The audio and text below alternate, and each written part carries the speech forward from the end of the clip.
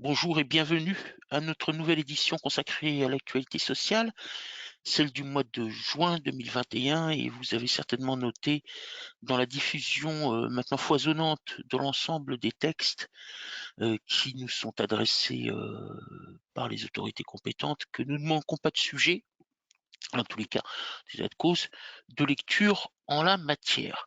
Donc ce que je propose, c'est, d'aborder dès à présent nos thématiques avec au sommaire quelques mots sur les nouveaux motifs d'arrêt dérogatoire Covid qui ont fait l'objet d'un décret récent et dont maintenant les choses ne nous étonnent plus avec quelques applications rétroactives que nous examinerons ensemble. Nous aborderons ensuite l'allongement du congé paternité et nous verrons la manière dont il doit être réalisé et s'inscrire dans le temps et exécuté et avec les contraintes qui pèsent sur l'employeur également. Je vous propose également un tableau synoptique, sans entrer bien évidemment dans une littérature conséquente sur le sujet, plutôt le commentaire d'un tableau synoptique sur la baisse échelonnée des taux d'activité partielle. La loi sur la sortie de crise sanitaire a été définitivement adoptée et publiée au journal officiel. Nous verrons comment certaines mesures liées à la gestion du temps de travail des salariés ont été également retenues. Alors nous les connaissons et elles ont été consolidées. Je souhaitais également dire quelques mots puisque le montant des rémunérations totalement insaisissables qui correspond au RSA et a fait l'objet de publication au journal officiel, redire également l'ordonnancement et les règles de saisine des rémunérations. Notre point d'actualité du mois, alors je pense que là ça n'étonnera pas grand monde, sera consacré à la gestion des jours fériés, grande période foisonnante de jours fériés. Et puis j'achèverai le propos par deux décisions de la Cour de cassation qui me semblaient assez intéressant de commenter et d'en faire l'étude en termes d'impact dans la gestion de vos contrats et de travail et à la fois bien évidemment des incidences sur les sommes qui sont à verser aux salariés. Donc les nouveaux arrêts dérogatoires ont fait l'objet d'un décret dont vous avez les références sous les yeux, du 26 mai, publié au journal officiel du 27, soit le lendemain, avec les apports suivants. Alors, quelques mots préalablement. On a fortement, bien évidemment, échangé sur ces arrêts dérogatoires et notre fameux décret du 8 janvier dernier qui réinstaurait quelques motifs au titre d'absence et d'arrêt, au titre desquels le salarié bénéficiait de versement des ISS immédiats et de compléments légal employeur sans que les conditions prévues par le Code du travail soient impérativement réunies. Les mesures que nous avons étudiées par le passé, notamment, à titre d'exemple, le cas contact, hein, normalement, ces motifs-là ne font plus l'objet d'arrêt dérogatoire lorsque l'arrêt a débuté le 2 2 juin dernier à 0 heure. Pourquoi? Parce qu'il s'inscrivait dans une logique de fin de l'état d'urgence sanitaire. Or, si vous l'avez esprit, la fin de l'état d'urgence sanitaire arrivait au 1er juin minuit. Donc, bien évidemment, ceux qui connaissaient déjà des arrêts dérogatoires, eh bien, et qui ont débuté avant ou au plus tard le 1er juin, nous continuons à les traiter de la sorte. Par contre, il ne peut plus y avoir d'arrêt dérogatoire au titre des motifs précédents. Et l'administration a créé par contre deux nouveaux motifs, alors qui s'inscrivent dans le temps sans à ce jour qu'ils puissent être donnés, sauf de ma part, de limites, de calendrier bien précis. Ce sont les motifs qui résultent d'autotests positifs pour le salarié. Donc, possiblement, tout salarié est en capacité de réaliser un autotest. Si cet autotest est positif, il doit être impérativement suivi pour avoir la reconnaissance d'arrêt dérogatoire d'un test clinique dans les 2 jours à compter du début de l'arrêt de travail. Alors, vous savez que dans ce cadre-là, vous avez une démarche à faire sur le site Amélie pour signaler votre autotest dit positif et signalement à partir duquel, bien évidemment, débute l'arrêt de travail. Vous avez ensuite 48 heures, 2 jours pour réaliser ce test clinique auprès des compétences médicales que vous connaissez, hein, donc généralement votre médecin ou dans un centre agréé. Et automatiquement, si bien évidemment vous l'avez réalisé, l'arrêt de travail est indemnisé jusqu'à la date d'obtention du résultat de test. Donc, aura été 2 pratiques techniques, l'autotest positif que vous réalisez vous-même et ensuite la nécessité de soumettre ce résultat à un test clinique et donc qui va valider ou invalider l'autotest que vous avez préalablement effectué dans les 2 jours et dans l'attente du résultat définitif de ce test clinique, vous êtes éligible, si je puis dire, vous entrez dans le champ des arrêts dérogatoires. Et donc, dans ce cas-là, bien évidemment, vous avez un arrêt indemnisé jusqu'à la date de retour du résultat du test clinique. Deuxième motif ouvrant droit aux arrêts dérogatoires, le retour de certains pays étrangers de Guyane. Le décret nous indique les raisons pour lesquelles cette mesure a été prise, parce qu'il existe dans ces régions-là, et quand on revient, qu'on est de retour de ces pays-là ou du département d'outre-mer de Guyane, un risque de transmissibilité accrue ou d'échappement immunitaire du virus. Ces pays sont les suivants: le Brésil, l'Argentine, l'Afrique du Sud, l'Inde, le Chili et la Guyane, ce qui peut se comprendre compte tenu de l'importance de sa frontière. Un département d'outre-mer qui a une frontière importante avec le Brésil. Donc, arrêt de travail également, dans ce cas-là, indemnisé jusqu'à la date d'obtention du résultat de test qui sera effectué, bien évidemment, au retour de l'une de ces régions, de l'un de ces 5 pays ou du département d'outre-mer. Ces nouveaux motifs, et puis bien évidemment les conséquences que nous connaissons déjà, maintes fois dites et répétées, le versement des IJSS dès le premier jour, c'est-à-dire sans condition, sans respect, sans exécution du délai de carence de 3 jours. Donc, dès le premier jour, le salarié bénéficie des indemnités journalières de sécurité sociale et s'enclenche automatiquement également le complément légal employeur sans condition d'ancienneté. Le Code du travail prévoit normalement une ancienneté d'1 année dans l'entreprise pour ouvrir le droit à ce complément légal.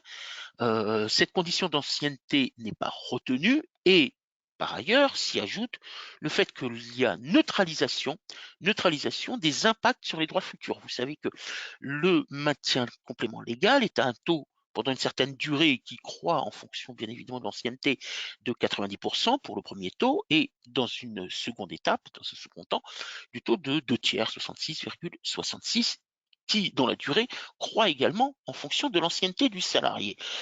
La période d'indemnisation au titre de ces nouveaux motifs n'entre pas en ligne de compte pour le calcul des droits futurs si le salarié tombe à nouveau malade dans les 12 mois qui suivent. Donc, neutralisation totale des droits, comme l'on dit dans notre jargon, consommés, qui est sans doute une terminologie impropre, mais bon, on va aller assez vite dans le commentaire, donc de ces droits dits consommés pour le calcul des durées, des taux futurs qu'il peut y avoir, notamment dans cette période dite de 12 mois. Alors, comme on ne fait jamais les choses très simplement et de manière très pratique, tendant à faciliter la gestion tant administrative que paye de la portée de ces nouvelles dispositions décrétales, eh bien, elles ont un effet rétroactif puisque les mesures que nous venons de citer et les modalités d'indemnisation ont une portée rétroactive au 28 avril 2021. Alors, publication assez tardive, on l'a vu, fin mai du décret, alors qu'il faut tenir compte de situations que le salarié a pu connaître depuis au plus tôt le 28 avril 2021, ce qui substantiellement peut susciter quelques difficultés de mise en œuvre et d'exécution. Bon, il va falloir procéder à quelques régularisations si l'un de vos salariés porte à votre connaissance l'une des situations visées par le texte, c'est-à-dire un autotest positif et bien évidemment la condition du test clinique dans les 2 jours et le retour de l'une des régions que nous venons de citer. Bon, voilà les 2 nouveaux motifs. Retour d'un de ces pays, autotest positif. Alors il faut imaginer bien évidemment que le premier motif sera infiniment plus fréquent que le second, compte tenu de la fermeture de certaines frontières et de l'impossibilité de se déplacer dans certaines régions. Donc la probabilité que l'on soit exposé à la gestion d'un autotest positif est bien évidemment infiniment plus grande que celle d'un retour de l'un des pays cités ou de la Guyane. Donc n'hésitez pas à revenir vers votre interlocuteur habituel de SDWorks pour que l'on puisse examiner les modalités pratiques, hein, s'il devait faire valoir ses droits lorsqu'il remplit l'une des conditions, les conditions requises par les deux nouveaux motifs. Voilà. Catherine, peut-être des questions à ce stade-là? Oui, nous avons déjà quelques questions. Oui.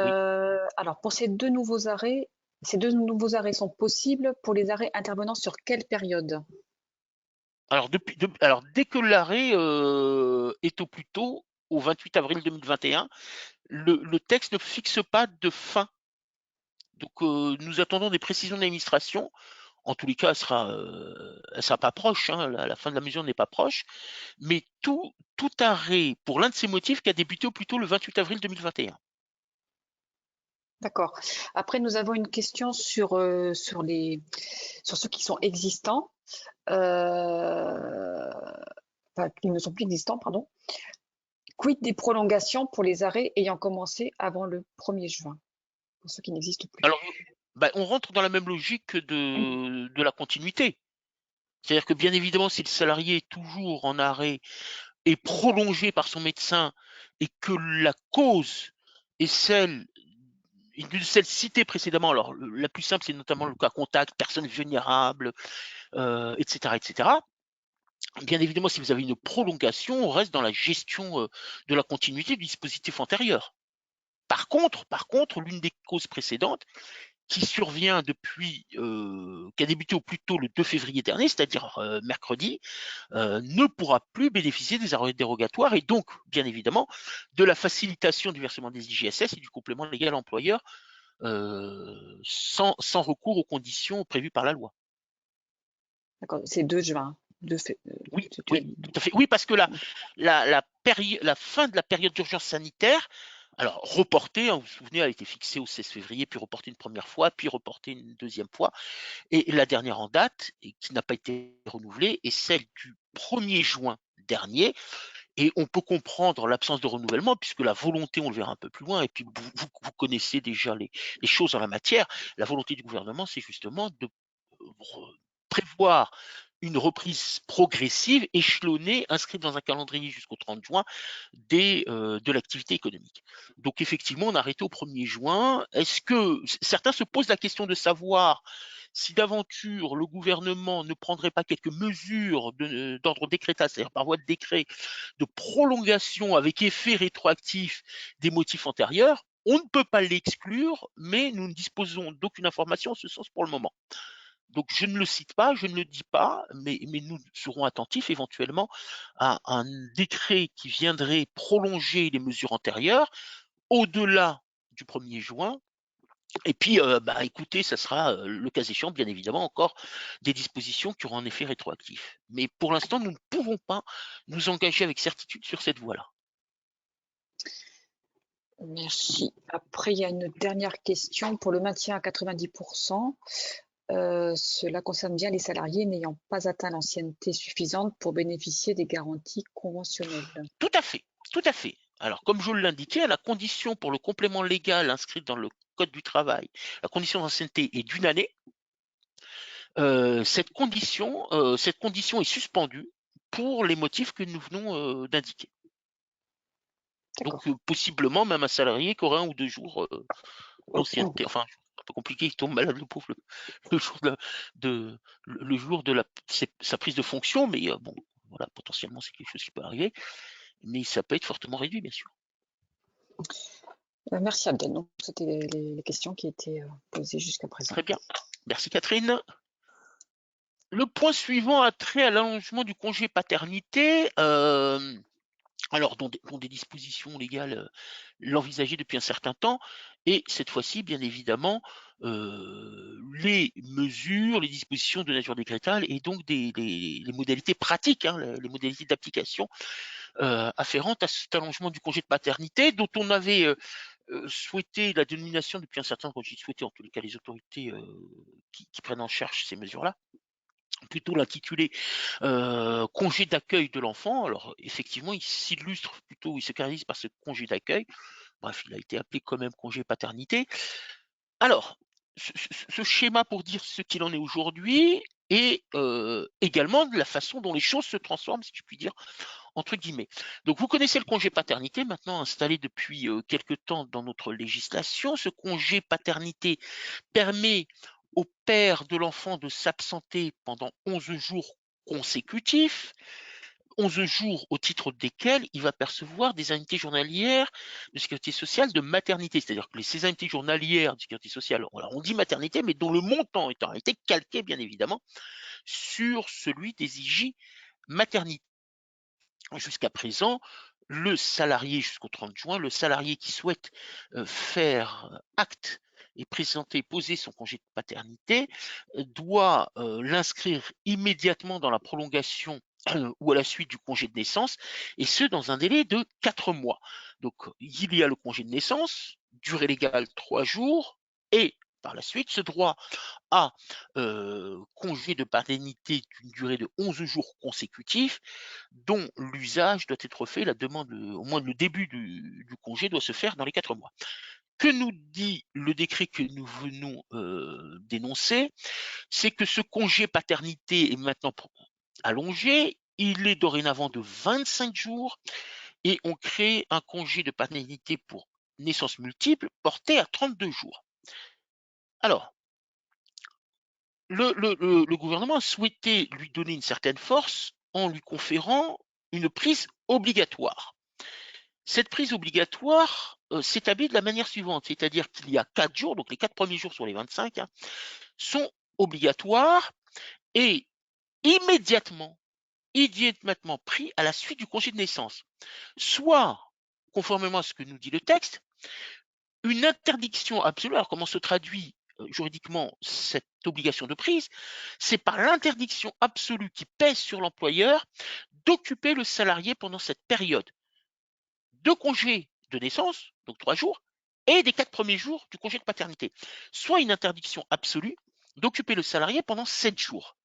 Et en l'occurrence, ça signifie qu'à compter de la date présumée de l'accouchement ou à la naissance effective, la date présumée d'accouchement, mais il y a la naissance effective de l'enfant, eh bien, le salarié doit prendre 3 jours au titre du congé de naissance, 4 jours au titre du congé de paternité, soit une absence absolue de 7 jours.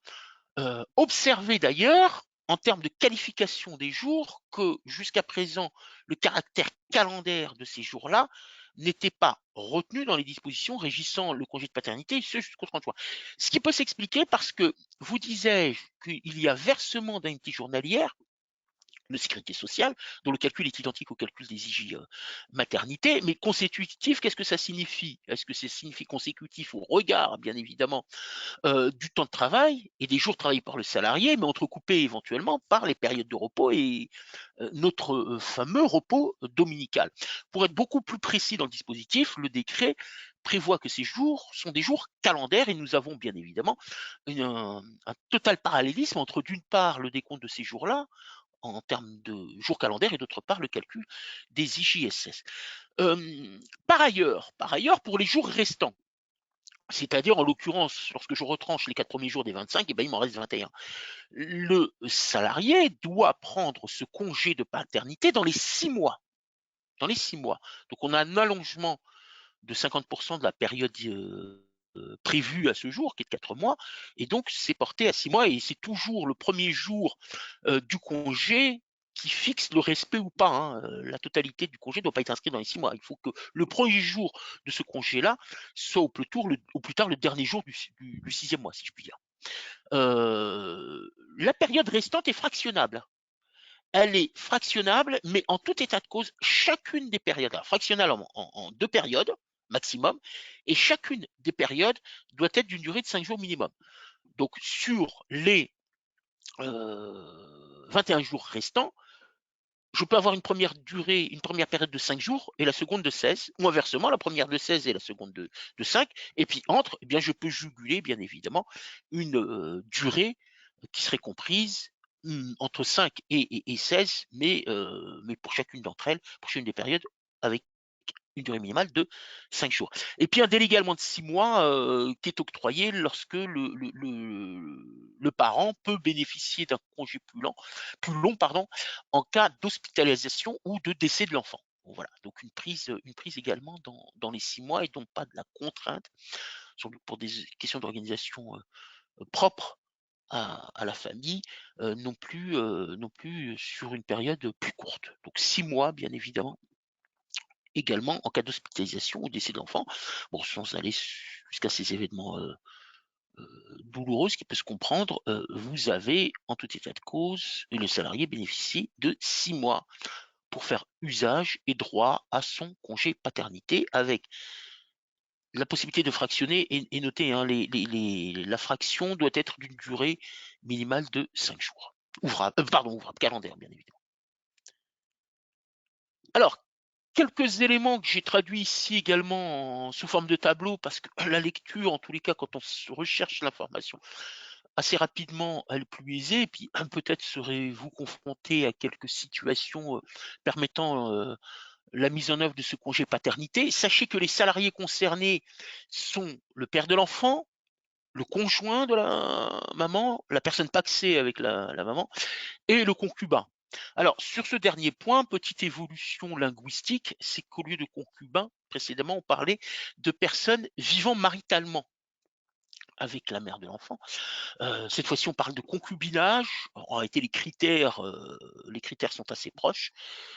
Une observation doit être faite, c'est que bien évidemment, quand j'ai ces différentes typologies de personnes et de situations rendant éligible l'exercice du congé paternité, je peux avoir plusieurs personnes concernées. On peut imaginer que à la fois le père de l'enfant puisse bénéficier de ce congé paternité, et puis pour des raisons diverses et variées, il n'est plus avec la maman, et puis que ça puisse être un conjoint, une personne pacsée ou un concubin, voire même si les choses surviennent dans la même entreprise. Donc ne soyez pas étonnés, n'allez pas subitement dire qu'il n'y a qu'un seul individu. Si cette situation est présente dans l'entreprise et parmi les effectifs de votre entreprise, n'ayez pas le réflexe de l'interdire à l'une de ces personnes. Ce sont des droits ouverts en fonction de la situation particulière, et il peut y avoir une double situation, le cas échéant, dans la même entreprise. Soyez assez prudent. Moi, j'ai toujours une crainte de ces réflexes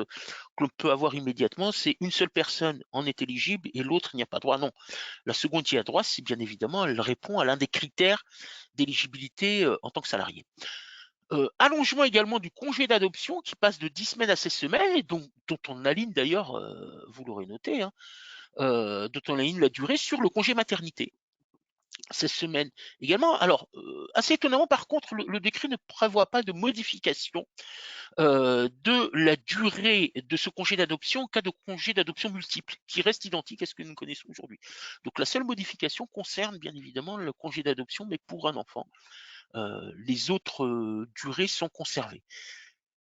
La mesure entre en vigueur au 1er juillet 2021 et c'est la date présumée d'accouchement qui détermine la législation applicable. Alors, ça signifie que bien évidemment, pour toute date présumée de naissance, qui interviendrait au plus tôt le 1er juillet 2021, le nouveau congé paternité, avec sa durée et les règles, s'applique. Si d'aventure la naissance de l'enfant devait survenir avant cette date, eh bien, le salarié serait tout de même éligible à ce nouveau congé paternité parce que, parce que la date présumée de naissance était postérieure au 30 juin. Donc, vous pouvez avoir une date présumée de naissance le 1er juillet, pas le 1er juin, excusez-moi, vous m'aurez compris, corrigé, 1er juillet. Donc, vous pouvez avoir une date présumée d'accouchement au 1er juillet, au 2 juillet, au 3 juillet, etc. Mais la naissance de l'enfant est anticipée et intervient avant le 1er juillet. Le seul fait que nous ayons à l'origine une date présumée d'accouchement au plus tôt le 1er juillet rend éligible le salarié à ce nouveau congé paternité, même si la naissance devait intervenir avant le 1er juillet. Donc, élément essentiel, hein, c'est bien évidemment cette date de naissance présumée, notamment par les médecins. Alors, vous disais-je à l'instant, obligation de prise du congé, comment les choses se traduisent? Eh bien, en réalité, la règle repose sur les épaules de l'employeur, puisqu'il lui fait interdiction absolue d'occuper le salarié pendant le congé de naissance et les 4 premiers jours du congé paternité. Alors, interdiction absolue, sauf si le salarié ou l'une des personnes éligibles dont vous avez l'indication au-dessus ne peut percevoir les IJ maternité, c'est-à-dire que ne remplit pas les conditions pour percevoir ces IJ maternité qui sont assez proches de celles du versement des IJ maladie, en l'occurrence déjà avoir 10 mois d'ancienneté au statut de salarié et avoir travaillé soit un certain nombre d'heures, soit avoir cotisé un certain montant pour pouvoir prétendre à ces IJ maternité. La chose est assez rare, mais en tout état de cause, bien évidemment, la sécurité sociale ne versera pas, ces conditions, ne versera pas les sommes. Attention, à ce jour, rare, mais je ne suis même pas sûr qu'il y en ait une. Enfin bref, peut-être. Comme elles sont plusieurs centaines, je ne les ai pas toutes à l'esprit. Je ne vois pas de manière immédiate de convention collective qui prévoit expressément un complément au titre du congé paternité. Alors bien évidemment, il n'y a pas de complément de congé paternité si votre convention collective ou un accord collectif éventuel ne le prévoit pas expressément. Attention néanmoins, puisqu'on a un allongement de cette durée, attention néanmoins aux usages que vous avez initiés, le cas échéant, dans votre entreprise et le principe d'égalité de traitement. Bien évidemment, vous ne pourrez pas faire échec au maintien de salaire si vous aviez déjà, pour politique RH, d'assurer un certain maintien de salaire au titre du congé paternité et de ne plus le faire parce qu'il serait allongé. Conservez toujours la même logique. Maintenant, la durée est un peu plus longue, certes, mais vous avez toujours une obligation de le faire. Bon, et puis ensuite, examinez votre convention collective et son évolution dans le temps. Quelques obligations là qui pèsent sur cette fois-ci le salarié, puisqu'il a une obligation d'information de l'employeur, soit un mois avant la date présumée de la naissance, donc on est toujours sur cette présomption de naissance, et un mois également de la date de la prise de la seconde période de congé. Alors, on avait dit, je dirais la seconde et voire même la troisième si on a fractionné.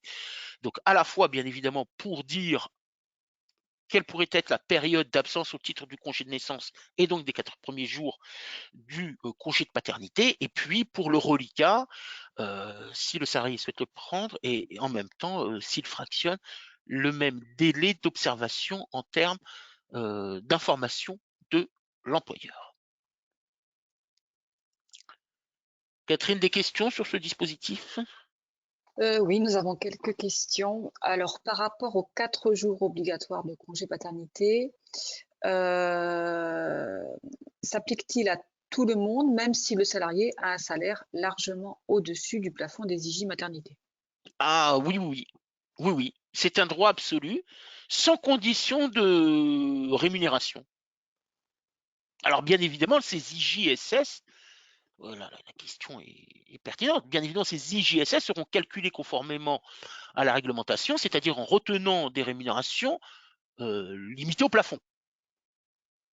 Mais cette fois-ci, il a le droit au congé et les IJSS seront calculés sur une rémunération limitée. Mais il bénéficie bien évidemment de ce congé. Et est-ce que l'employeur doit obliger les pères de ne pas travailler lors d'une naissance d'un enfant? Oui.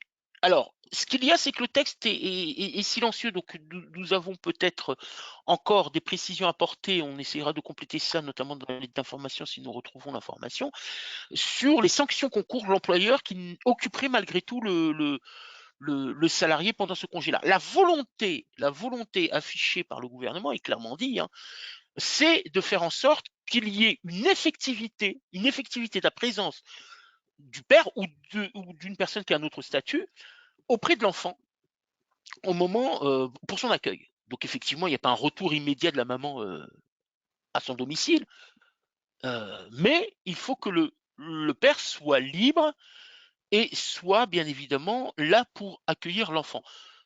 C'est une obligation absolue. Bien évidemment, un contrôle alors maintenant, je ne sais pas s'il faut dire DRETS ou DRITS, peu importe, de l'administration du travail, pour dire plus rapidement les choses, peut conduire à ce que l'employeur se voit administrer une sanction en la matière. Ce que nous recherchons, pour précision, parce que le texte n'est pas avec clarté, c'est quelle sanction qui serait inscrite dans le code du travail et qui aurait une portée générale et couvrirait éventuellement le manquement par l'employeur de ses obligations d'inoccupation du salarié. Mais bien évidemment, il doit s'assurer qu'il le fasse parce qu'en plus, ensuite, bien évidemment, en dehors de la sanction administrative, ce peut être bien évidemment des observations, des remarques sur le respect de la législation exprimée par les représentants du personnel au sein de l'entreprise. Et le cas échéant, éventuellement, si l'employeur n'a pas libéré le parent concerné, le risque de sanctions civiles et dommages et intérêts pour empêchement de prise de ce congé. Et une autre question par rapport aux 3 jours de naissance, doivent-ils obligatoirement suivre la naissance ou les 4 jours de paternité? Dans quel ordre? Alors, ils s'inscrivent avant les 4 jours de paternité. Et le congé de naissance, ce que nous dit la Cour de cassation de manière générale sur les congés pour événements familiaux, c'est que l'événement doit être proche, pardon, le congé doit être proche de l'événement. Voilà. Donc, proche de l'événement.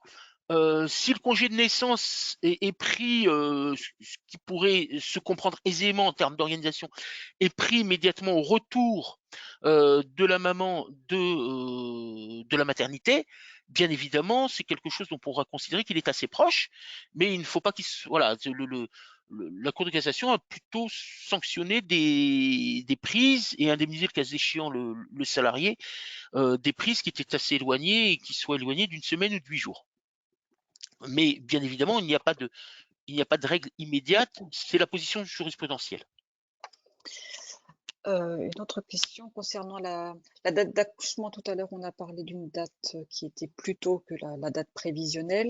Si à l'inverse, la date prévisionnelle est au 30 juin et que l'accouchement a lieu le 1er juillet, est-ce que le salarié est éligible au nouveau congé paternité?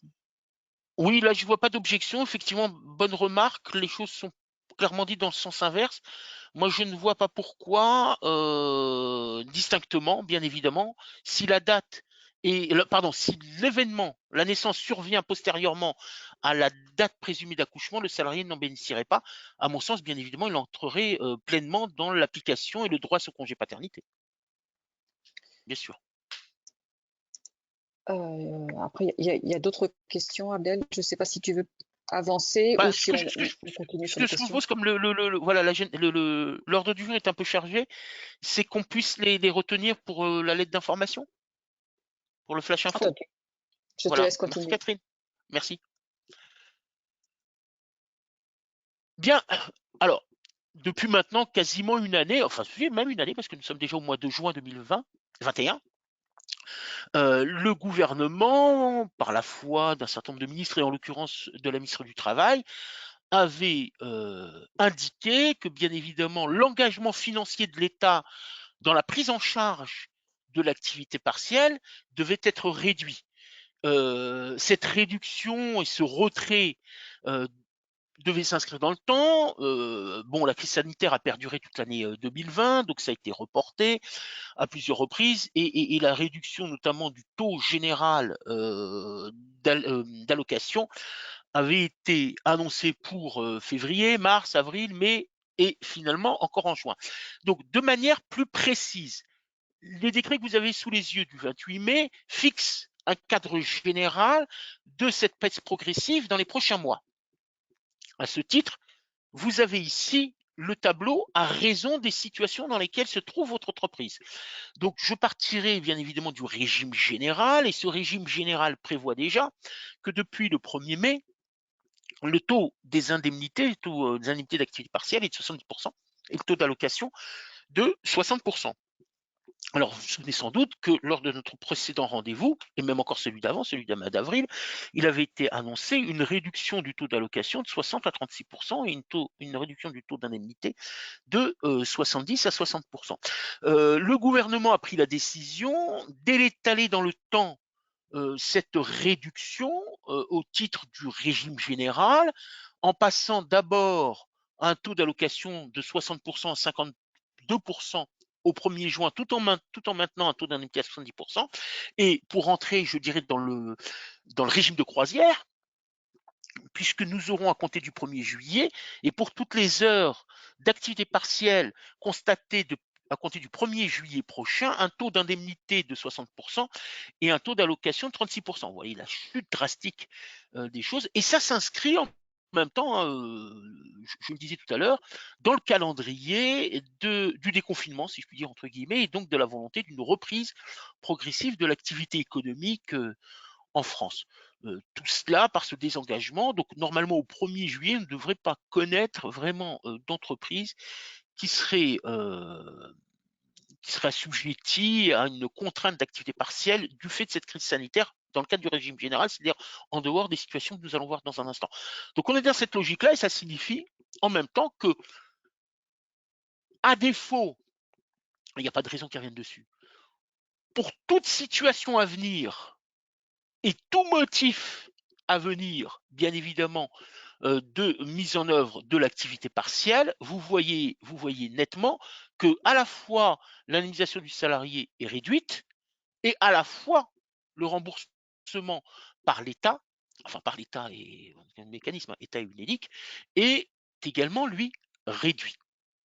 Bon, ça c'est le schéma général et qui restera dans nos systèmes d'information, en dehors éventuellement, encore une fois, du traitement qu'il conviendrait de faire à quelques situations particulières et aux premières desquelles la question des secteurs protégés et connexes, donc ce nos fameux secteurs 1, S1 et S1 bis.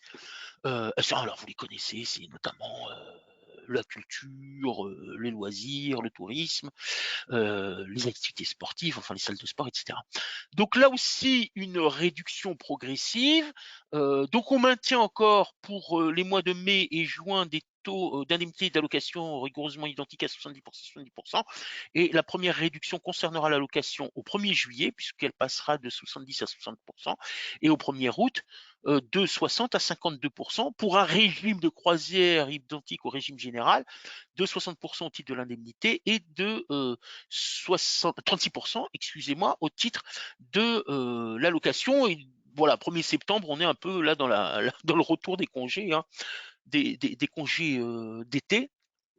Et là aussi, ces secteurs-là, dont on a déjà procédé à la réouverture sous conditions de jauge et très particulières, en tous les cas, ont de la reprise de l'activité depuis peu et qui devrait avoir une reprise, en tous les cas, totalement ouverte au 1er juillet. Mais la volonté encore exprimée ici, dite à maintes reprises par le gouvernement, c'est quand même de maintenir un certain soutien si d'aventure, bien évidemment, il devait connaître quelques activités partielles à mettre en œuvre, et on peut l'imaginer qu'encore au cours de l'été, tout le monde, notamment dans les salles de sport, ne reverront pas immédiatement les clients et les utilisateurs.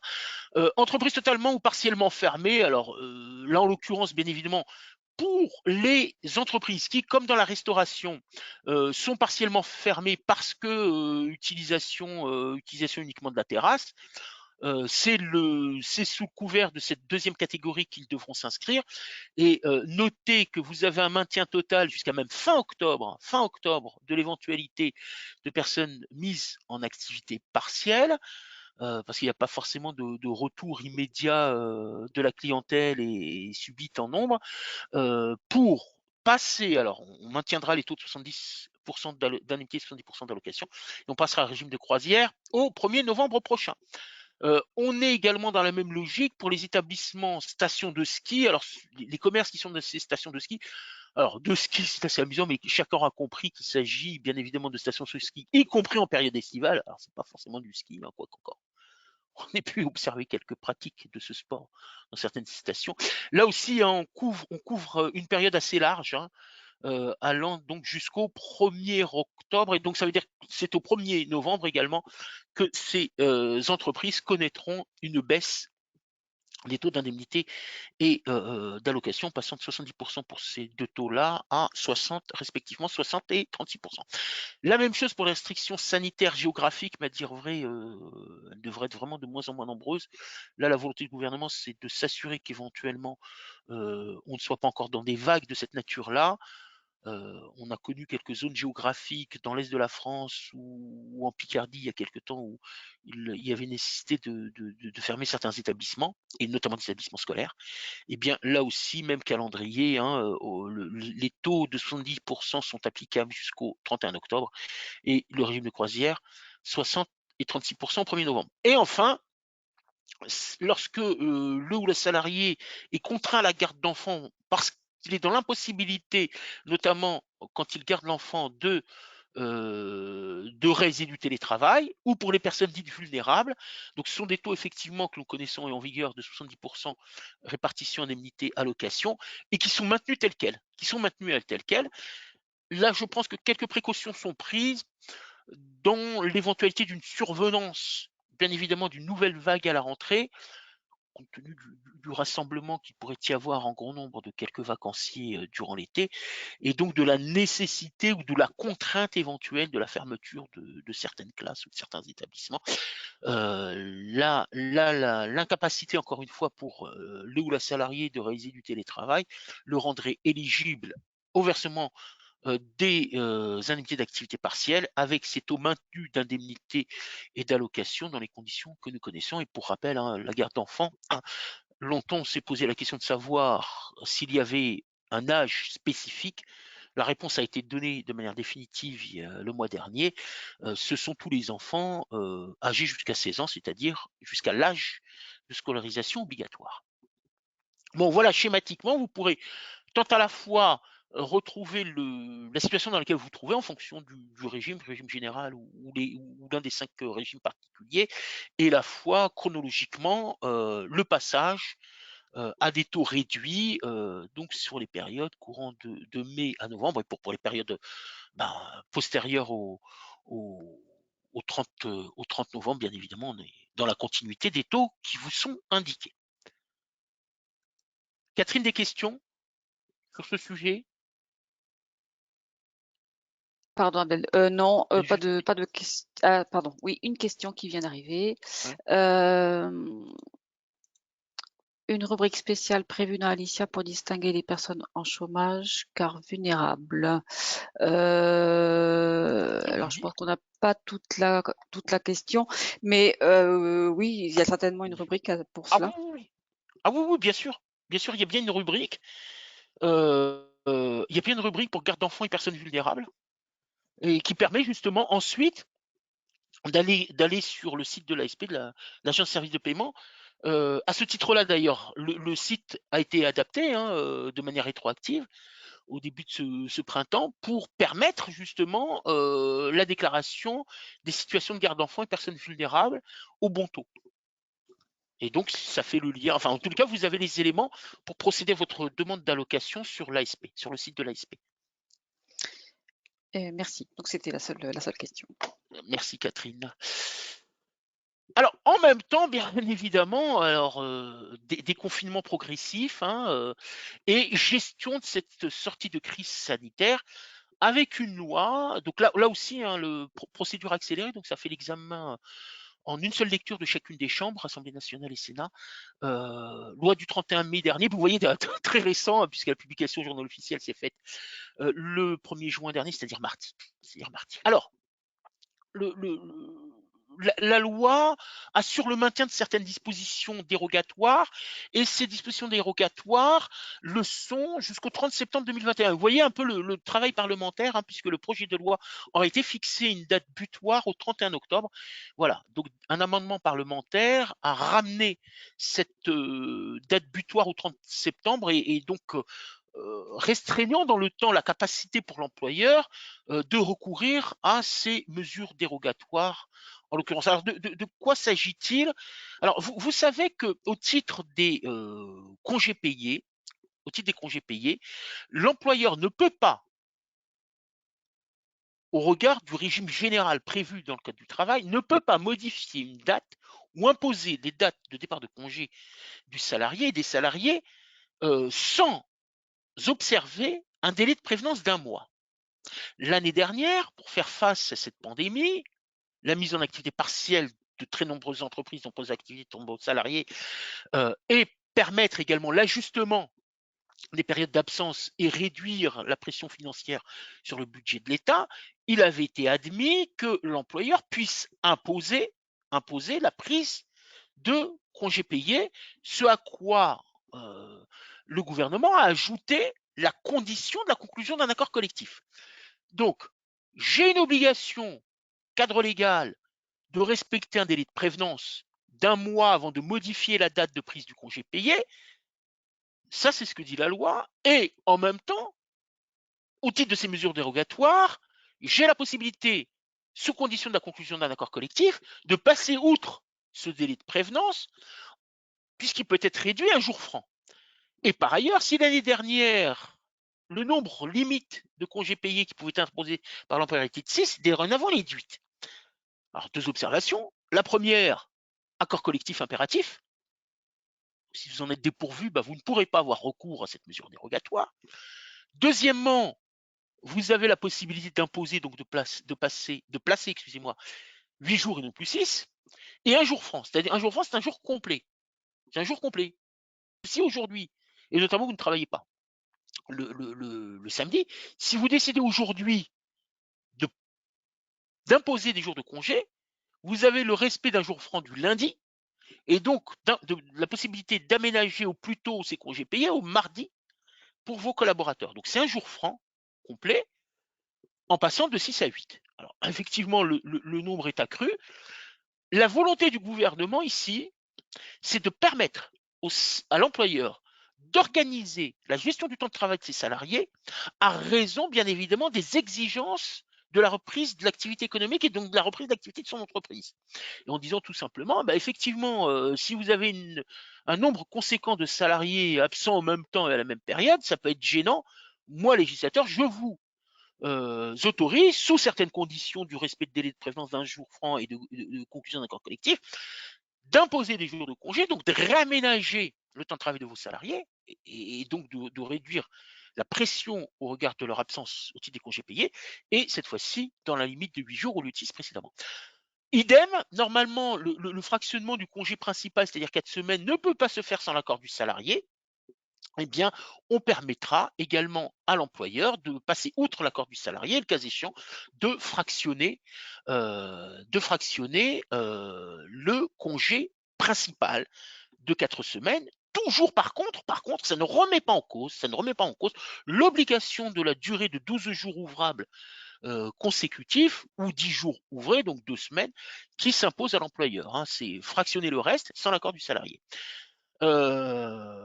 Jour de repos acquis pour les salariés en forfait jour ou RTT, où là encore l'employeur peut imposer ou modifier les dates de prise. Alors c'est pas 12 jours, là une petite erreur de frappe, c'est 10 jours maxi.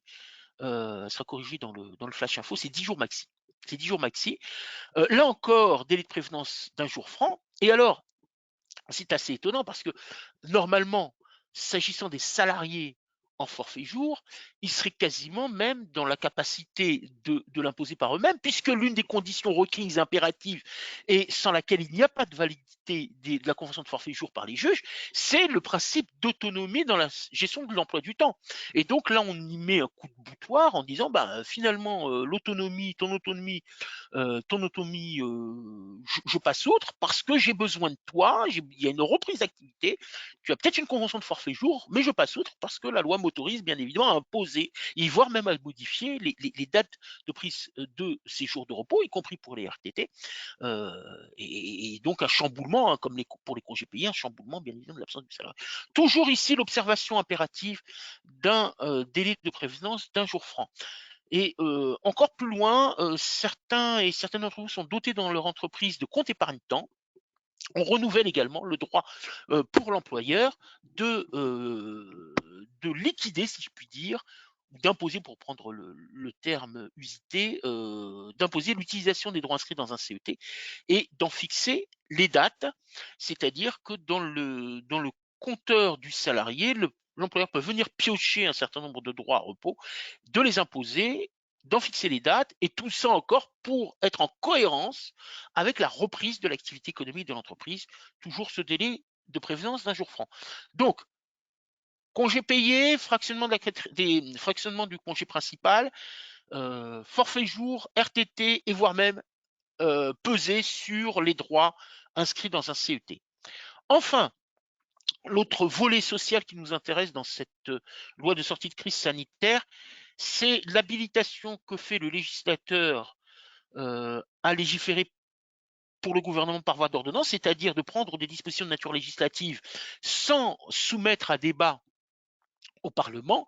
Alors après, il y a une validation, bien évidemment, hein. Une ratification, là, je cherchais le terme, une ratification, ça c'est la phase ultérieure. Alors, sans que les choses soient dites dans le détail, mais je pense que des éclaircissements arriveront rapidement et dès cet été, des dispositifs relatifs à l'activité partielle ou l'activité partielle de longue durée. Alors, on a repris le terminologie de la PLD, on a abandonné celle de l'ARM, de l'activité réduite de maintien dans l'emploi, et notamment également l'activité garde d'enfants et personnes vulnérables. Alors, je suis de ceux qui ont exprimé à plusieurs reprises de leur vœu que enfin l'on puisse avoir, qu'on puisse construire et avoir un cadre plus général et définitif dans la gestion d'une crise et toutes les mesures de nature dérogatoire. Cela pourrait être le cas effectivement via les mesures à venir, et que l'on cesse bien évidemment, si encore une nouvelle fois une crise sanitaire devait contraindre à certaines... Ah bon? Est-ce que vous m'entendez? On m'entend là? Oui, Abdel, on t'entend. Pas de Ah, souci. pardon, d'accord. Merci. Maïla me signalait qu'on m'entendait plus, excusez-moi. Donc disais-je, bien évidemment, la volonté de construire et puis avoir à disposition, bien évidemment, un cadre général beaucoup, beaucoup plus fixe, et éviter ces mesures décrétales qui surviennent de manière irrégulière. Donc adaptation et prolongation des mesures par ordonnance à venir, et nous reviendrons sur le sujet lorsque cette ordonnance, ou à tout le moins le projet d'ordonnance, sera rendu public. Alors, voilà, excusez-moi. Des questions, Catherine, sur ce volet-là? Non, pas de questions. D'accord, très bien. Nous avions évoqué lors de notre précédente réunion l'annonce faite par le gouvernement du renouvellement de la prime PEPA. Alors, nous avons compris par la suite que la démarche s'inscrivait dans un projet de loi de finances rectificative pour 2021. Donc nous l'avons, il a été adopté en Conseil des ministres mercredi. Alors, quelques éléments. Là, cette diapo est identique à ce que je vous présentais la dernière fois, puis il y en a une deuxième qui sera un peu plus explicite. Donc pour rappel, hein, donc le projet de loi qui va être normalement débattu cet été-là au Parlement. Il est déjà déposé sur le bureau de la présidence de l'Assemblée nationale. Je n'ai pas observé de calendrier déjà arrêté, alors il a peut-être été entre-temps entre hier et aujourd'hui. Donc pour rappel, nous avons toujours les mêmes critères d'éligibilité au bénéfice de l'exonération sociale et fiscale, parce que rien n'interdit bien évidemment l'employeur de verser une prime, mais au-delà d'un certain niveau de rémunération du salarié, eh bien la prime ne bénéficiera pas de l'exonération fiscale et sociale. Donc le niveau de rémunération est toujours le même, hein, 3 fois le SMIC, avec les adaptations que l'on connaît pour les salariés entrés en cours d'année et les salariés à temps partiel, donc réduction de ce plafond-là. Le plafond d'exonération est toujours fixé à 1 000 euros, et il est porté à 2 000 euros sous certaines conditions alternatives, hein, ce que je vous disais d'ailleurs la dernière fois, et cette fois-ci, l'exposé des motifs du projet de loi le précise, ça c'est vraiment alternatif et pas cumulatif. Soit d'une part, l'entreprise est dotée d'un accord d'intéressement en vigueur. En l'occurrence, bien évidemment, elle pourra porter le plafond, la somme à 2 000 euros. Soit, alors, autre condition ouverte cette fois-ci, et je vous l'ai indiqué lors du précédent rendez-vous, il y a un accord d'entreprise ou de branche portant sur des engagements en matière de valorisation des salariés de deuxième ligne, dont, alors, là encore, volontairement, je ne vous ai pas donné tout le détail, mais salariés, on pourra le compléter dans le flash info. Les conducteurs de véhicules, y compris taxi, VTC, transport public, les agents d'entretien, les agents de gardiennage et de sécurité, du personnel commerce alimentaire, et c'est là où je vous disais, il y a quand même quelques observations à faire, puisque ça concernera essentiellement le personnel qui est en contact avec la clientèle, notamment les hôtesses de caisse et les hôtes de caisse, les salariés exerçant leur activité dans des pompes funèbres, pardon, et entre autres également des ouvriers non qualifiés de l'industrie agroalimentaire. Notez, notez que le versement de cette prime doit être compris sur une période, excusez-moi, courant du 1er juin 2021 au 31 mars 2022. D'ailleurs, initialement, ils envisageaient en réalité une période qui se serait achevée au 31 janvier 2022. Bon, voilà, l'employeur disposera de 2 mois supplémentaires. J'attire votre attention que bien évidemment, nous sommes à cheval sur 2 années, 7 mois au cours de la première et 3 au cours de la seconde, que bien évidemment, lorsque la prime est versée, l'exonération vaut que pour un seul versement, dans les limites que vous avez sous les yeux, au cours de la période. N'imaginez pas que je peux verser une prime de 1 000 € en 2021 avec les avantages qu'offre ce dispositif-là, et une deuxième prime de même montant ou inférieur, peu importe, en supputant que je bénéficierai également des avantages socio-fiscaux, mais une deuxième prime au cours du premier trimestre 2022. La réponse est non. C'est une seule prime, voilà, qui sera appréciée sur cette période à cheval, 1er juin 2021 et jusqu'au 31 mars 2022, et un seul versement. Je comprends que la période de versement soit à cheval sur 2 années, mais un seul versement. Et nous serons en tous les cas extrêmement attentifs parce que nous n'engendrerons pas, bien évidemment, d'exonération pour ce qui nous concerne si nous avions un deuxième versement.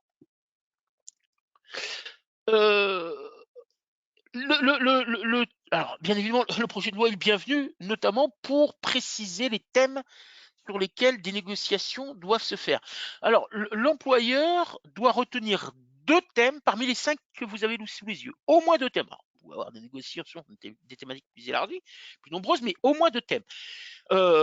Ces thèmes sont les suivants. Donc, c'est la rémunération qui est versée aux salariés, ses classifications, et notamment les mesures prises par l'employeur pour observer le principe d'égalité professionnelle entre femmes et hommes, excusez-moi, et bien évidemment réduire les écarts s'ils devaient être présents.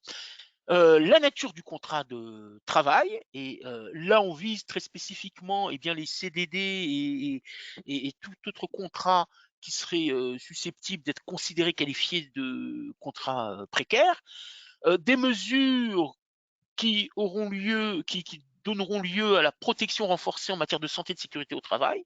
Donc là, on est moins sur l'impact paye, mais bon, voilà, la volonté également de renforcer la situation. La durée du travail, l'articulation entre la vie professionnelle, la vie personnelle et familiale. Alors, c'est assez intéressant parce que là, c'est vraiment l'un des critères de validation également de la convention de forfait jour, et notamment sur laquelle doit discuter l'employeur dans le cadre des entretiens périodiques qui lui incombent au titre de la gestion des forfaits jours.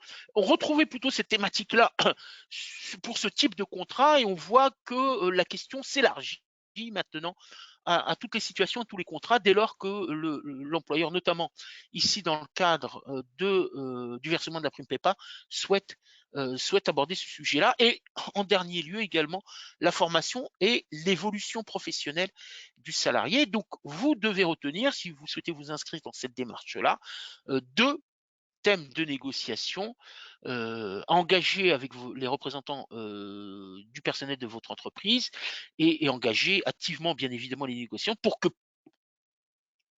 l'accord soit conclu au moment où vous décidez le versement de la prime PEPA. Et donc, qu'il soit conclu en tout état de cause au plus tard, enfin même avant, parce qu'il y a le temps de dépôt administratif, bien avant, en tous les cas, le 31 mars. Et pour que la prime puisse être prise en compte dans les payes pour le mois de mars. Des questions, Catherine, sur la prime PEPA? Non, non, pas de questions. Tu peux poursuivre. D'accord, merci Catherine. Quelques éléments sur les barèmes et règles de saisie sur rémunération. Moi, je voulais revenir vers vous sur quelques principes. Alors, le montant de la fraction totalement insaisissable lorsqu'on opère une saisie arrêt sur salaire est égal au RSA. Encore tardivement, ce montant-là était encore tardivement publié au journal officiel, puisqu'il a été publié au JO du 30 par décret en date du 29, et ce montant-là est de 565,34 €.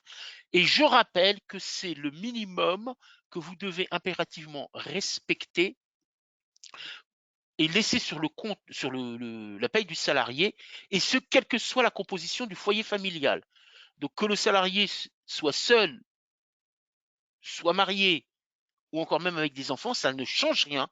Le minimum absolu est de 565,34 €. Il est invariable. Il est invariable.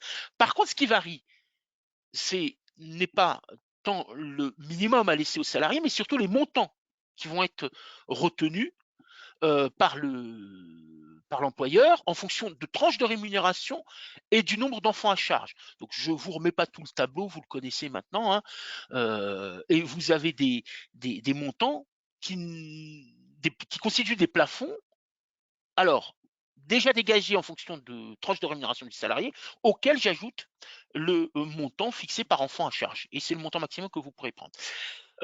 J'attire votre attention sur le fait également, d'une part, que dans l'ordonnancement des retenues réalisées en paye, bien évidemment, en premier lieu, vous devez assurer tout prélèvement de cotisations, contributions finançant la protection sociale du salarié, c'est-à-dire essentiellement les obligatoires que nous connaissons, que sont les cotisations de sécurité sociale, d'assurance chômage et de retraite complémentaire, mais y compris la protection complémentaire, c'est-à-dire la prévoyance et la mutuelle pour la santé.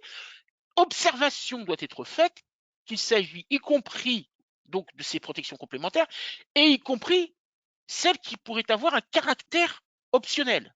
Alors, vous avez des propositions en matière de financement, notamment santé, élargies lorsque vous prenez l'option plus plus plus ou l'option famille plus, le cas échéant. Tout prélèvement visant à assurer le versement de cotisations de contributions finançant la protection sociale du salarié est opéré en premier lieu. Intervient ensuite, ce que nous dit notamment la loi ayant instauré le prélèvement à la source, intervient ensuite les prélèvements fiscaux. Et en l'occurrence, enfin, quand je dis prélèvement, le prélèvement à la source. Voilà, l'impôt sur le revenu, en quelque sorte.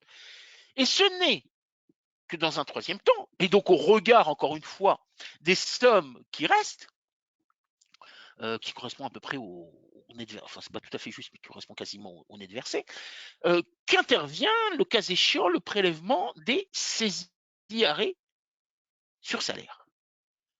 Donc, notez ici, hein, on l'a sans doute dit à plusieurs reprises au moment de l'instauration du pass, que nous avons cet ordonnancement impératif, protection sociale du salarié et tous les modes de financement, y compris les optionnels. L'État se sert après, si je puis dire, prélèvement à la source, et les autres créanciers interviennent dans un troisième temps uniquement. Donc, toujours avec cette logique-là, en matière de saisie arrêt sur salaire, et donc y compris ce que nous avons vu il y a quelque temps, la possibilité maintenant pour les caisses d'allocation familiale d'intervenir à ce stade-là lorsqu'il y a des pensions alimentaires impayées. Et donc la pension alimentaire intervient après le financement de la protection sociale du salarié et après le prélèvement à la source. Bon, je ne sais pas s'il y a des questions particulières à ce stade-là, Catherine. Ce sont des rappels qui sont généralement maîtrisés. Il y a juste une question. Un salarié Oui. qui a reçu une saisie sur salaire notifiée par un tribunal avec montant fixe à retirer sur une longue période, quelle est la procédure? Là, dans l'ordonnancement, ça sera toujours identique. Et le montant fixe, en tout état de cause, doit être inférieur aux montants maximaux fixés par la réglementation. Donc il faudra signaler.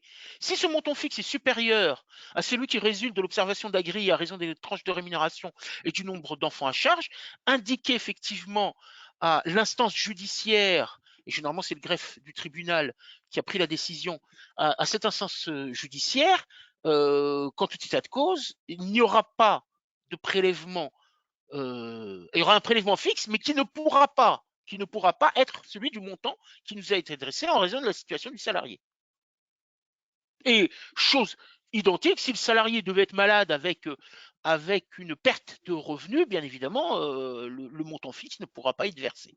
Mais une démarche essentielle dont on observe très fréquemment qu'elle n'est pas effectuée par les employeurs, c'est en réalité à chaque fois qu'on est dans l'impossibilité pour un motif divers et varié. Je viens de donner au moins un exemple.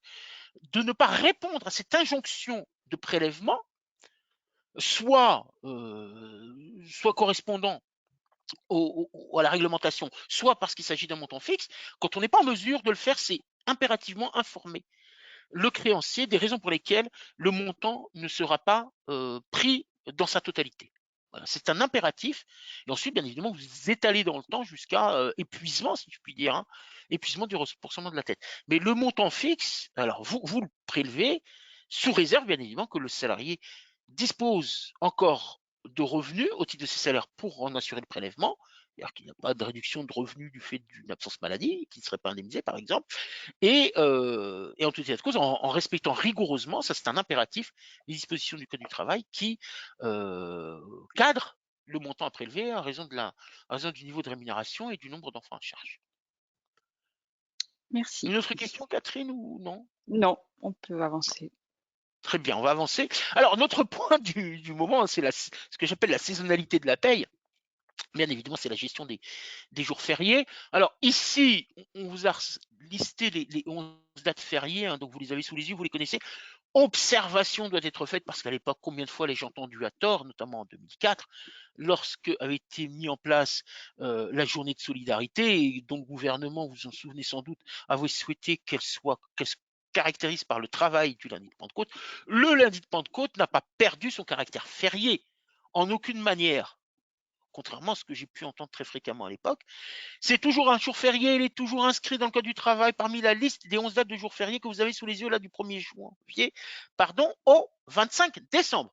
Donc, rappel effectivement de ces jours fériés. Quelles sont les conditions d'indemnisation? Le chômage du jour férié, à l'exception du 1er mai, est lui arrêté par accord ou usage. Vous l'avez constaté, un certain nombre d'entreprises sont ouvertes, notamment dans le commerce. Là, vous avez de nombreuses boutiques, hein, et nombreux lieux de commerce qui sont ouverts, et de loisirs qui sont ouverts le lundi de Pâques, le lundi de Pentecôte, le jeudi de l'Ascension, le 8 mai, etc. Bon, exception le 1er mai, et puis bien évidemment, exception de certains métiers pour lesquels la présence au poste de travail est impératif. Deux secteurs d'activité, la santé, ça il faut également du personnel soignant dans certains établissements, cliniques et hôpitaux. La sécurité, il faut également des agents de sécurité dans certains lieux sécurisés et qui relèvent d'entreprises privées. Bon, voilà, exception faite du 1er mai. Jour férié chômé, pas de perte de salaire lorsque certaines conditions sont réunies, notamment les 3 mois d'ancienneté dans l'entreprise. Vous savez que c'est la seule condition qui a été retenue parmi les 3 précédentes, dont une qui était celle de la présence le jour précédent le jour férié, et bien évidemment, vous avez une indemnisation plus favorable si la chose est prévue par accord collectif, mais généralement, l'accord collectif prévoit une indemnisation plus favorable si le jour est travaillé. Mais bon, observons toujours les choses. Pas de maintien de salaire, pas de maintien de la rémunération, pardon, sauf si bien évidemment il y a encore des dispositions conventionnelles plus favorables pour les salariés à domicile, les intermittents, les salariés temporaires. Cas particulier du 1er mai, donc jour obligatoirement chômé, pas de perte de salaire, et situation exceptionnelle du salarié qui travaille le 1er mai, donc je vous ai cité quelques secteurs d'activité, hein, santé, sécurité, encore une fois, et là le salaire est doublé. Alors attention, bien évidemment, il peut y avoir également du doublement de salaire lorsque le salarié est amené, tel que prévu dans certaines conventions collectives, lorsque le salarié est amené quand même à travailler un jour férié. Bon, voilà, ça c'est la compensation conventionnelle, considérant que le salarié ne peut profiter de ce moment d'absence et de partage extra-professionnel, c'est-à-dire de famille ou autre, eh bien c'est la compensation salariale.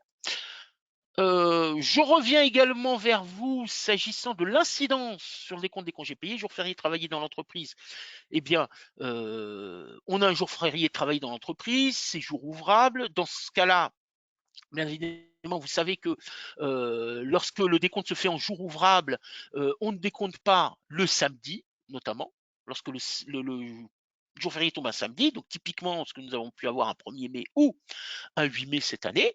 Et in fine, ben, au lieu de décompter 6 jours, j'ai décompté 5 jours.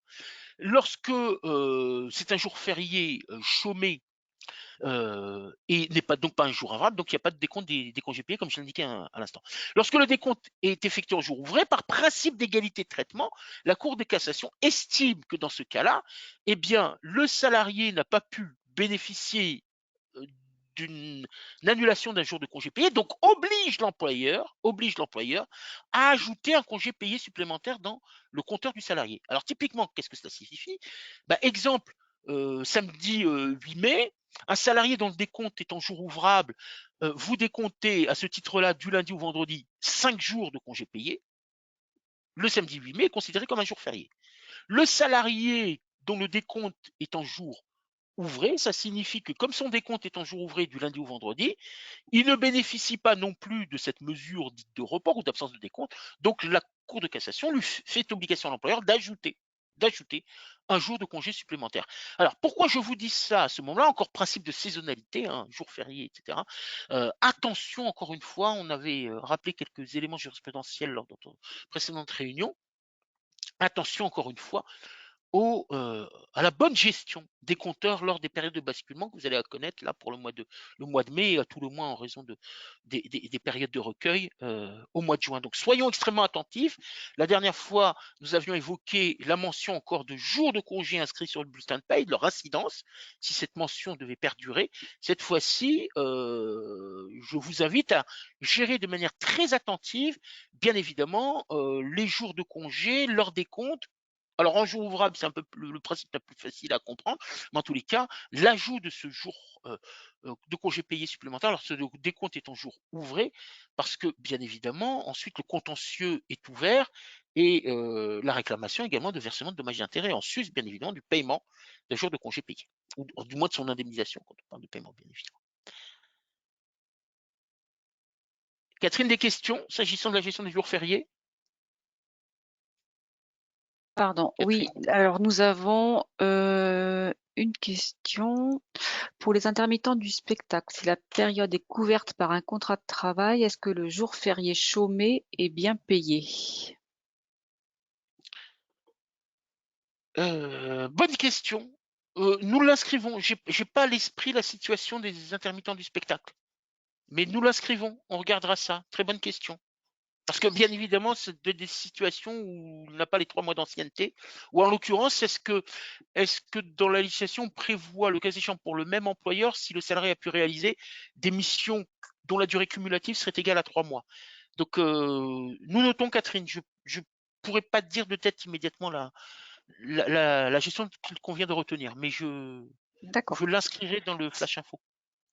Alors, une autre question. Si l'entreprise n'est ouverte que du lundi au vendredi, on ajoute quand même un jour de congé aux salariés les samedis fériés? Point d'interrogation. Oui, oui. La réponse est oui. La réponse est oui. Donc typiquement, vous êtes une entreprise qui est ouverte du lundi au vendredi. Vous avez un décompte en jour ouvré, ce qui est totalement admis, et que votre salarié a pris des congés, même que 2 jours, supposer qu'il ait pu prendre le jeudi 6 et le vendredi 7, ou même la totalité de la semaine, du lundi au vendredi. Le seul fait, bien évidemment, que vous avez sur cette période de congé le jour férié vous oblige à ajouter un jour de congé. Mais c'est Tout bien à fait. uniquement pour les salariés qui ont posé un congé. Ah ben bien sûr, tout à fait, bien sûr, tout à fait, absolument, absolument, absolument. Uniquement pour les salariés qui ont posé un jour, une période de congé avant ce jour férié et accolé à ce jour férié, ou alors à cheval et comprenant ce jour férié. Mais c'est tout à fait ça. Oui, si Et je prends pas de congé cette période, pas de. sur quel compteur doit-on l'ajouter? Sur le compteur en cours? Alors en cours, c'est un peu difficile parce que bien évidemment, à ce moment-là, la date de prise est un peu compliquée. Donc moi, j'invite plutôt à l'inscrire sur le compteur de la période qui s'ouvre au 1er juin. D'accord, merci. Il n'y a Voilà, parce que sinon, pas il d'autres n'aura pas, questions. pas de temps de prise, bien évidemment. Vous ne pouvez constater l'ajout de ce jour que si, bien évidemment, le salarié a pris des congés dans la période que je viens d'indiquer. Mais ça, vous ne pouvez le savoir et le constater ensuite dans les outils qu'au moment de la prise. Mais sauf qu'en même temps, il se trouve que le salarié, c'était ces derniers jours, il liquidait ses droits avant la fermeture de la période au 31 mai. Fatalement, vous ne pouvez pas faire échec à ce droit-là au motif qu'on ferme la période. Donc ça s'ajoute, bien évidemment, à la période qui va s'ouvrir à compter du 1er juin. D'autres questions, Catherine ou... Non, je pense qu'il vaut mieux qu'on traite les questions à venir là sur le Flash D'accord, Info. parfait. Merci. Alors, je vous fais un retour avant d'aborder la question de la jurisprudence. Je vous fais un retour sur le bulletin officiel de la Sécurité sociale, toujours sur cette question parce que j'étais assez, comment dirais-je, expressif dans les réunions que nous accorde la direction de la Sécurité sociale et des modalités d'interprétation du bulletin officiel de sécurité sociale. Alors pourquoi, suite de ce forfait jour, pour rappel, vous savez qu'à ce jour, le salarié, alors là j'indique juste la position du boss. Vous savez que les salariés en forfait jour réduit, c'est-à-dire dont la durée annuelle est inférieure au plafond de 218 ou inférieure si le plafond conventionnel devait être inférieur, ces salariés-là ne peuvent pas bénéficier de la proratisation du plafond de sécurité sociale. Pour la raison suivante, c'est que la proratisation du plafond de sécurité sociale, le code de sécurité sociale, notamment le L242.8, renvoie au code du travail à la définition de ce qu'est un salarié à temps partiel pour permettre la proratisation. Or, le salarié à temps partiel, c'est celui dont la durée du travail est inférieure à la durée légale ou à la durée conventionnelle lorsqu'elle-même est inférieure à la durée légale. Or, dans notre législation, nous n'avons qu'une seule durée légale, c'est 35 heures par semaine. Donc, nous ne pouvons pas confondre en termes de réalisation, de portée, un temps de travail exprimé en jours et un temps de travail exprimé en heures. Ce qui fait d'ailleurs que la cause, dans ses différentes publications depuis 2000, a toujours exclu la proratisation des salariés, du plafond des salariés en forfait jour réduit.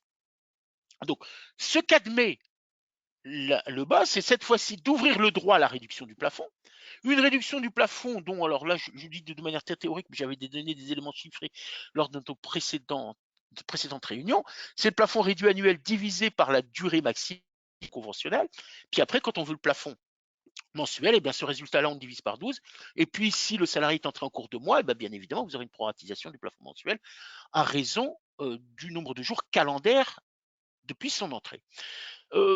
Ma question, mon interpellation auprès de la DSS était la suivante, c'est que si vous proratisez le plafond, vous ne pouvez pas aujourd'hui, vous ne pouvez pas dissocier la valeur du plafond retenu en paye du calcul de droit à venir.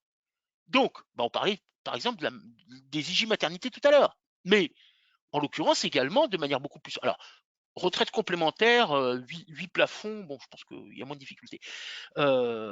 Ou assurance chômage, 4 plafonds.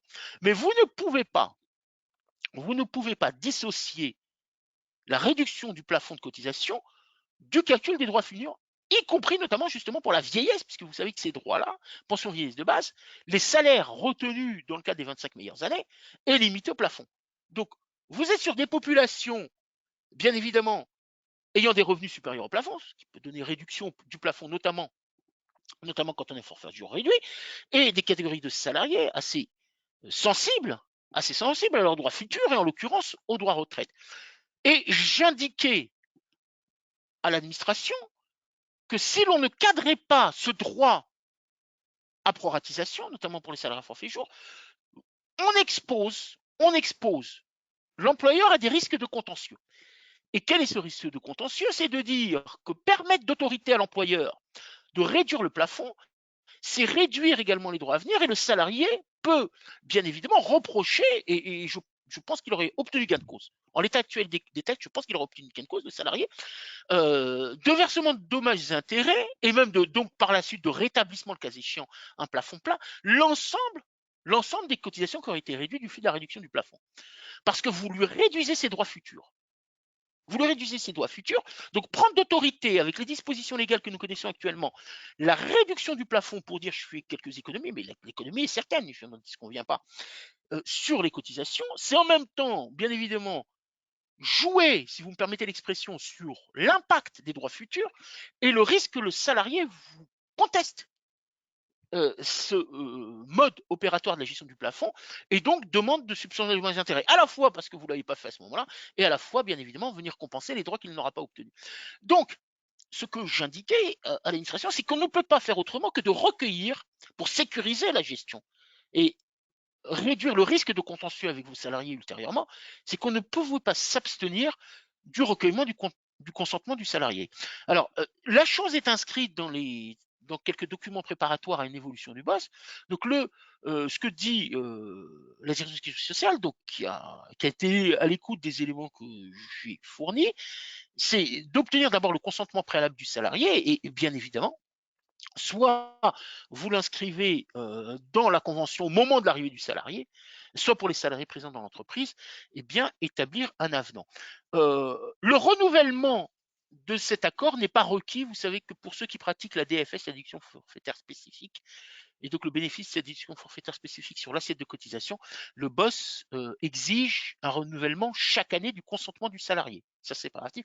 Ici, on ne veut pas jusque-là. Mais assurez-vous juridiquement, parce que sinon, vous ouvrez la voie à un contentieux contre votre démarche, et donc de contestation même par des représentants du personnel, de la mise en œuvre d'une réduction du plafond pour ce salarié en forfait chaud réduit. Couvrez la chose activement si vous souhaitez vous inscrire dans cette démarche, sachant, je rappelle également, ce que j'indiquais lors de la précédente réunion, c'est que l'Agir Carco, pour les retraites complémentaires, découvrait le boss en même temps que sa publication le 8 mars. Donc, l'Agir Carco n'a pas aujourd'hui adapté ses systèmes d'information pour recevoir un plafond réduit au titre des salaires en forfait jour réduit. Donc, si vous le mettez en œuvre, en tout cas de cause, vous réussirez peut-être pour la sécurité sociale, vous allez avoir un déphasage de plafond total. Après, la régularisation va être extrêmement compliquée. Expliquer pourquoi je l'ai fait, je ne l'ai pas fait. C'est pourquoi que nous militons pour ce qui nous concerne très fortement pour que cette réduction, même les évolutions de plafond s'agissant des autres thèmes liés à la paye, ne puissent être menées qu'à compter du 1er janvier 2022. Parce que là, pour quelques économies, vous exposez à des régules ou en tous les cas à des problématiques liées à l'absence de réduction ou à l'acceptation de l'absence de réduction pour l'Agir Carco et au risque de contentieux ultérieur. Donc, encore une fois, le message vraiment à donner, patienter jusqu'au 1er janvier 2022. Et évitons toute problématique ultérieure en fin d'année. Et de discussion avec les caisses. Catherine, des questions sur ce volet-là? Non, pas de questions Très bien, pour cette merci. partie. Voilà, donc nous en arrivons à la dernière. Deux décisions jurisprudentielles qui me paraissaient utiles d'aborder avec vous. Ben voilà, nous parlions à l'instant des congés payés.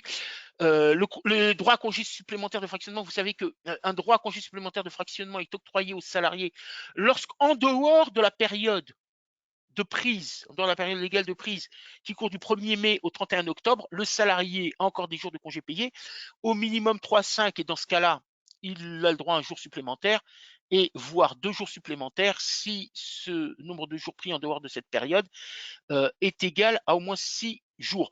J'attire votre attention sur le fait que même des congés anticipés avant le 1er mai qui ont été accordés par l'employeur et dont le nombre de jours pris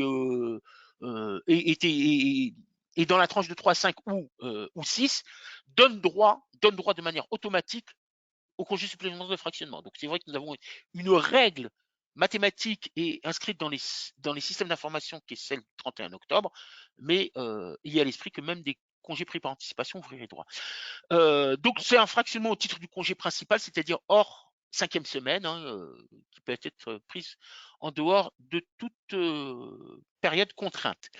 Renonciation possible. Alors, quelles sont aujourd'hui les renonciations possibles, les conditions de renonciation possibles admises par la Cour de cassation?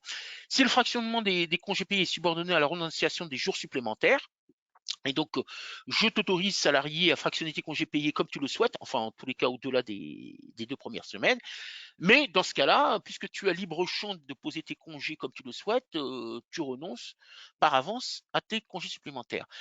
Le fait d'intégrer ces congés supplémentaires dans une 6e semaine de congés payés, par exemple, donc tout congé payé au-delà de ce minimum légal de 5 semaines permettrait à l'employeur de se décharger de l'obligation d'octroyer des jours de congés supplémentaires, ou vous savez très bien également que depuis le reversement de l'ordre hiérarchique des textes, eh bien, en premier lieu, s'agissant de l'octroi des jours de congés supplémentaires, la chose est gérée par un corps collectif, donc à l'accord collectif de le dire. Que nous dit la Cour de cassation dans cette décision du 5 mai? C'est que la législation relative au congé payé est d'ordre public. Ça signifie quoi? Ça signifie que l'employeur et le salarié ne peuvent, d'un commun accord, passer outre et rappelle le principe selon lequel le salarié ne peut pas y renoncer de son propre chef par avance. Donc, elle invalide toute clause contractuelle inscrite dans le contrat de travail de renonciation de la part du salarié, et donc la renonciation n'est pas admise par cette voie-là. Elle est admise dans les conditions citées précédemment, cette renonciation, mais surtout pas, par une clause qui, dès l'entrée du salarié dans l'entreprise, ou par avenant ultérieur d'ailleurs, lui indiquerait qu'il y renonce automatiquement, même si l'employeur a fractionné de son propre chef ces congés payés là. Donc la réponse est non. Les conditions de renonciation admises par la Cour de cassation étaient établies depuis un certain temps et rejet total de la clause de renonciation inscrite dans le contrat de travail. Donc voilà, soyons vigilants également, bien évidemment, dans l'établissement des contrats.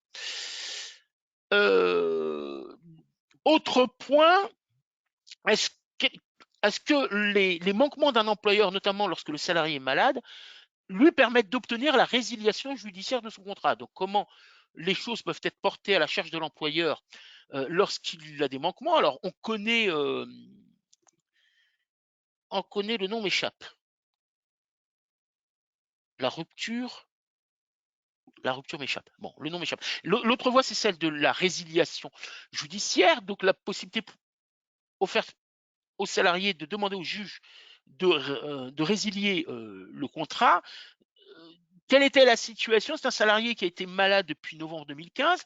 Il constate le défaut du versement d'une prime, quelques retards dans l'établissement de l'attestation de salaire et donc la perception, ce qui met tout autant en retard dans la perception des IJSS, et en plus de cela, un retard significatif dans la saisine de la caisse de prévoyance. C'est-à-dire que l'employeur n'a pas informé, c'est une absence de longue durée, plusieurs mois, n'a pas informé la caisse de prévoyance de la situation du salarié, de telle sorte qu'elle n'a pas pu verser les IJ prévoyance.